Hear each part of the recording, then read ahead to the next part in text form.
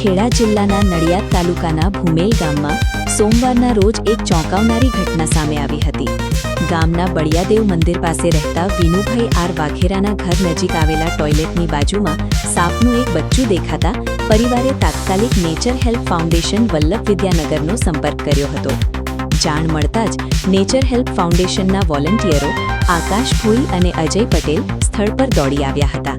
પ્રાથમિક તપાસ દરમિયાન ટોયલેટની દિવાલ અને ટાઇલ્સની નીચે વધુ સાપ હોવાની આશંકા ઊભી થતાં સાવચેતીપૂર્વક